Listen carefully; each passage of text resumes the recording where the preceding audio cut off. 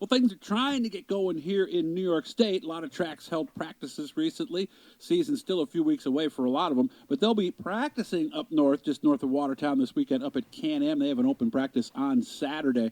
The guy who runs the show up there joins me right now. Tyler Bartlett was raced a lot back in the day. Went from karts to big block modifieds. Talk about a big jump up there. He is now running the place. How we doing today, Tyler? Not too bad. It's been a pretty long day. From basement putting a boiler in to an attic putting an air handler in, crawling around in the crap. Is this your house or is this a job you're doing? Oh, it's a job. It's a job. Yep, Okay. Yeah, the plumbing business. You come home needing to shower and clean clothes pretty much every day, don't you? Yep. Well, I appreciate the work you do. So, how are things looking up there? I know the website says flooded on the 14th and 15th, but the rain was that bad, huh? Yeah. We had the nice weather the week of the race, but what everybody forgot was Thursday night to Friday we got about 3 inches of rain, and it just decimated us. We could not get on the track for Tuesday was the first day we got on the track with a tractor and the discs, just to open things up and let it breathe in the sun. We did disking Tuesday, Wednesday, Thursday, just rolling it over, drying it out. Just been a repeat process, and with a little bit of rain here or there, we seal it back up, pound it back down, roll it in, and wait out the weather. The weather the last 2 days has been pretty brutal with rain and a little snow, a little mixed bag going on, and then super cold. Like right now, I think it's 33 degrees out right now. Man. We got a little fake summer last weekend, and I think we all got kind of too used to it, didn't we? Yeah. So we're doing the best we can do with what's put in front of us, and we got a lot of equipment out there just ready to get on the track, but we're just doing what we can do with what's put in front of us with the moisturous conditions. And right now the track today after the rain, we opened it up and let it breathe for a little while and continued the whole process again. Last September we put about a foot of clay in the corners, down to nothing. We added quite a bit more banking in 3 and 4. Just trying to, put that money in where it needs to be right now, and it's the surface. 2020, we put surface down about 3 to 6 inches, and from then to now, it's pretty much gone. It's pretty amazing if you think about it, how much material leaves every night on people's race cars. That's true. Yeah. If you had a guy fill a 5-gallon bucket a week from what comes in his pit stall and what goes home with him, multiply that times 100 competitors times 20 nights a year. Wow. Never thought about that. Some dump truckloads of clay there, Yeah. So if you can, bring it back, over the course of a few years, right? Scrape it off over the car, bring it back. Over the years, you just start to skimp on material here and there, and we just don't want to. I don't know. When I bought this racetrack, I said we're going to turn this place around. We're gonna do what we can do. We're hardworking and focusing on not just like the experience that the spectators get with, we put all the blacktop in, we're putting, the racers are putting all these new lights up, and the surface. Without a surface, you'll have no cars. Mm-hmm. And without cars, you'll have no spectators. Yep. So it's a double-edged sword. You got to spend the thousands beyond thousands of dollars on the surface and the equipment to do it, to have it all come back around full circle. It's true. You can pave the areas and make it all nice and clean it up and paint, but without a racy track, none of that matters, does it?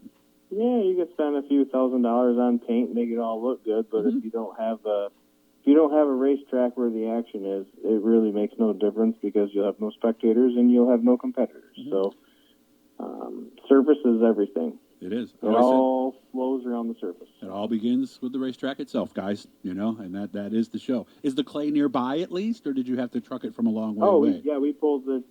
Well, funny story with that is original track. The whole place has been pretty much pulled its own clay out of the whole property. There's various ponds around the whole property. Pond off of turn 3, pond off of the turn 3 backstretch, middle backstretch, and off of turn 2. Back when Tiger Chapman owned the racetrack, he dug that out, laid some down. The original surface came out of the infield, where the pond was that we filled in last year. But this September, we went hunting in the infield again and found some nice stuff, and we just kept going and going and going, and we put about 175 loads on the track. That's a lot. Yeah, so it all worked out good. I had excavators there midsummer when the primary pond was about dry off of turn 3, and we went down in there, and they dug that down about 8 to 10 feet deeper, right down to bedrock.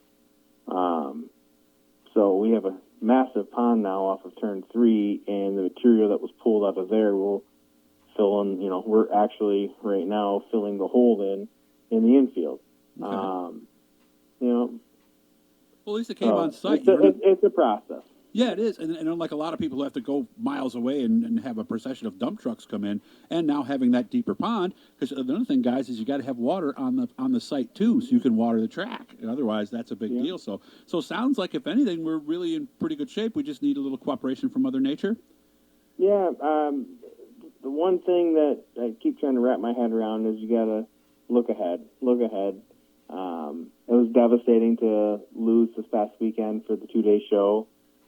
But big picture, the place is, the surface is going to be better. We're looking at when we did the surface a few years ago, a lot of compliments, and the things that we've done to it in the past few weeks, tuning it up. It should make for a little bit more excitement. We had a lot of people, 1 and 2 is awesome. The banking is like unreal. There is a lot of banking in turns 1 and 2. Okay. And 3 and 4 gets pretty flat. So we added a foot of clay to the top of 3 and 4 down to nothing to the infield. So it's a little bit more bank in there. Just should add for more excitement, and will give the competitors a little bit. Got to freshen up the notes a little bit, and it'll change a little. So again, what time does things start this Saturday? What time do gates open, and what time do you anticipate? Saturday gates. Saturday gates, we're opening, I believe, at 1, and we were going to put cars on the track 2:30 to 5:30 for the big cars and for the go-karts at the same time. Oh, okay. And, we got concession stands will be open. We don't have general admission. We're just trying to, I see some of the other tracks opening up for practice and charging normal nights pit passes, but we're charging $25 to get in, no general admission, which limits manpower, resources, and keeps our expenses down to be able to keep the pit pass price down for practice for the competitors. So that's true. Nobody up front to take tickets, nothing like that. So almost takes us back to 2001 or 2000 when you only play way in was the pits. So opener, by the way, will take place next weekend. Anything changed there? We only got about a minute left, Tyler. Anything changed as far as the weekly classes? No, everything's the same. I'm happy with the growth from what I'm hearing on the sprint car division for this year. By the sounds of it, I don't know how to put this politely, but with the position that other tracks have put themselves in, it looks like we're going to benefit a little bit from on Friday nights with more 358s and sportsmen's, people searching for the dirt points. It'll help. It'll help for sure. People that don't have to do crazy engine rule packages, and find home at Can Am, and we've been hearing an outpour all winter. So I think we'll have the last few years we've had an unbelievable car count. No complaints there at all. So it just keeps going and growing, and we're to keep it keep pushing along. And hopefully it'll keep going. RaceCanAm.com is how you can find that. We are out of time, Tyler. Remember, happens this weekend. Practiced on the 22nd. First show of the year on the 28th. Make sure to get on up to Can Am.